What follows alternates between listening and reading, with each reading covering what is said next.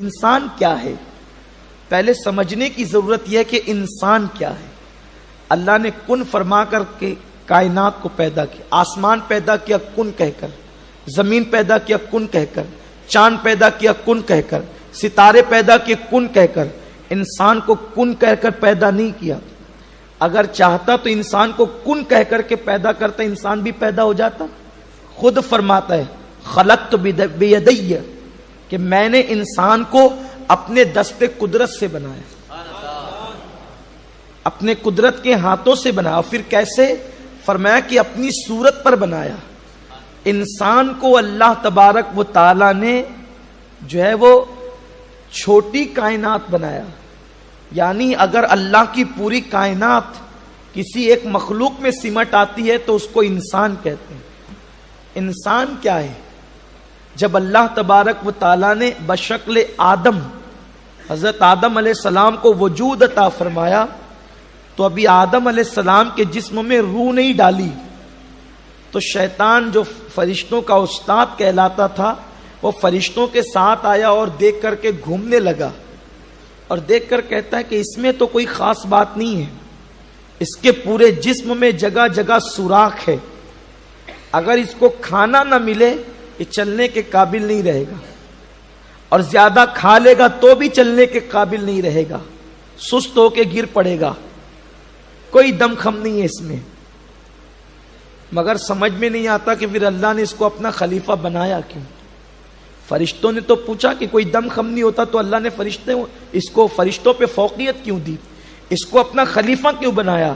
تو اس نے چاروں طرف گھوم کر کے پھر کہا اس کے پورے جسم میں آنکھ سے لے کر پیر تک، سر سے لے کر پیر کے ناخن تک کوئی خاص بات نہیں ہے، البتہ اس کے سینے میں بائیں طرف الٹی طرف ایک پیٹی ہے، اور وہ پیٹی تک میری نظر نہیں جاتی۔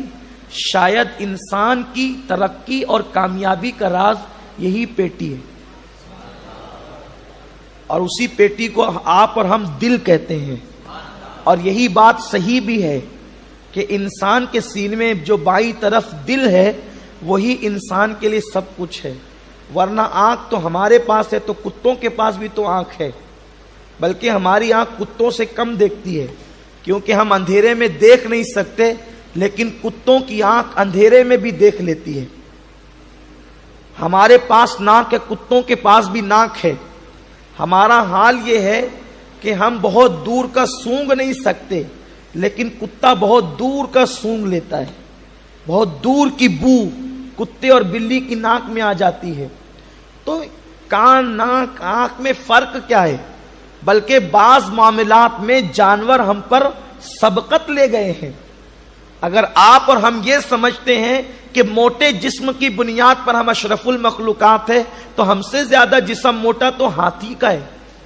اگر ہم یہ سمجھتے ہیں کہ ہم بہادر ہیں، اس سے لڑتے پھرتے ہیں، ہم اشرف المخلوقات ہیں، تو ہم سے زیادہ بہادر تو شیر ہے۔ اگر ہم لمبے قد کی بنیاد پر اشرف المخلوقات ہیں تو ہم سے زیادہ اونچا قد تو اونٹ کا ہے۔ تو نہ موٹے ہونے کی بنیاد پر، نہ بہادر ہونے کی بنیاد پر، نہ لمبے ہونے کی بنیاد پر ہم اشرف المخلوقات نہیں ہیں۔ اشرف المخلوقات اگر ہیں تو یہ جو سینے میں بائیں طرف پیٹی ہے یہ دل ہے، اسی بنیاد پر ہم اشرف المخلوقات ہیں، اور وہ بھی دل سنورنے کی بنیاد پر۔ اگر دل سنوار لو تو فرشتوں سے اونچے ہو جاؤ، اگر دل سنور گیا تو فرشتوں سے افضل ہو گئے، اور دل بگڑ گیا تو کتا ہم سے بازی لے گئے، کتے سے بھی بدتر ہو گئے۔ اب دیکھنے میں تو انسان ہے، لیکن اب بات دل کے بگڑنے اور سنورنے کی ہے۔ اب یہ دل ہی کسی کے لیے صاف نہیں، دل ہی کسی کے لیے اجلا نہیں، لوگوں کا بغض اس میں، لوگوں کا کینہ اس میں، گندگی اس میں۔ بات یہ ہے کہ لوگ کہتے ہیں ہماری نماز ہماری مصیبتیں دور نہیں کرتی، ہماری دعائیں قبول نہیں ہوتی۔ کیسے قبول ہوگی؟ وہ تو بالکل یہی ہے کہ ایک بندہ ہے، اس کے کنویں کے اندر کتا گر کر کے مر گیا، وہ پہنچا لوگوں کے پاس، مولوی صاحب مسئلہ بتائیں، کتا گر کے مر گیا ہے، کیا کریں؟ تو لوگوں نے کہا کہ ٹھیک ہے، پورا پانی نکال کر کے پھینک دو، کنواں پاک ہو جائے گا۔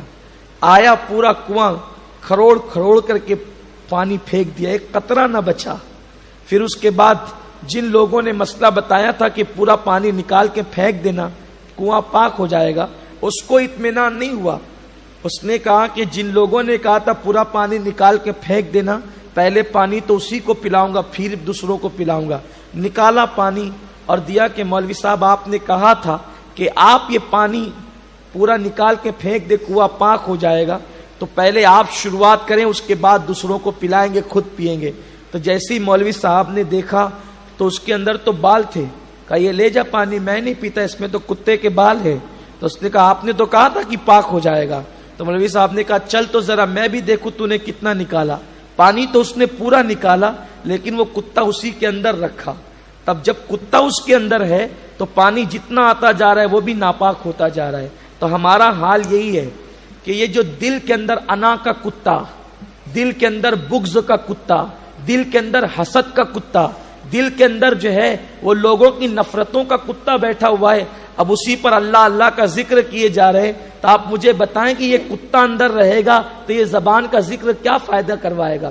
یہ نماز میں جو سر پٹک رہے ہیں اور اس کے بعد جو ہے وہ ایک ہمارے اندر غرور آ گیا ہے کہ میں 5 وقت کی نمازیں تو باجماعت ادا کرتا ہوں، لیکن یاد رکھیں میرے سرکار نے فرمایا جس کے دل میں کسی مومن کے لیے کینہ ہوگا اللہ تعالیٰ اس کی نمازوں کو قبول نہیں فرمائے گا، اس کی دعا اس کے سر کے اوپر نہیں جائے گی. یہ کینے کا حال ہے. تو ہم نے اپنے دل کو تو مردار کتے کی جگہ دے رکھی ہے، تو پھر ہمارے سجدوں کا کیا، ہماری دعاؤں کا کیا، ہماری عبادتوں کا کیا؟ ایک بھائی دوسرے بھائی کے لیے دل صاف نہیں رکھ سکتا، ایک بھائی دوسرے بھائی کے لیے جو ہے اپنے قلب کو صاف نہیں رکھ سکتا. عداوت، نفرت، بغض، کینہ، گویا کہ انسان کو نہیں پہچان رہا ہے. ارے انسان وہ ہے جب تک کہ انسان سے محبت نہیں کرے گا اللہ اس کے رسول کی محبت اس کے دل میں پیدا ہو ہی نہیں سکتی.